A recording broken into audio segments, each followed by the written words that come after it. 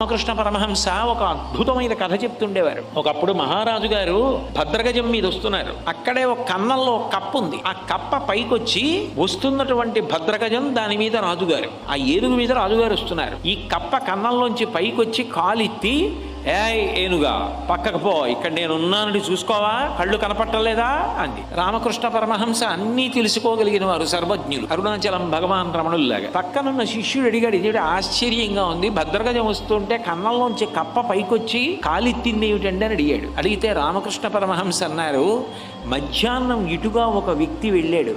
ఆయన లాల్చి జేబుకి కన్నం ఉంది. అందులోంచి ఒక పావలాకాసు జారి పడిపోయి ఆ కన్నంలోకి వెళ్ళింది. కప్ప దగ్గర ఇప్పుడు పావలా ఉంది, అందుకని ఒళ్ళు మరిచి భద్రగజం మీద కాలెత్తిందన్నారు. పావలా ఉన్న కప్పకే ఒళ్ళు తెలియకపోతే మనుష్యులం మనకి ఎన్ని రకాలుగా ఒళ్ళు తెలియకుండా పోయే అవకాశం ఉంటుంది.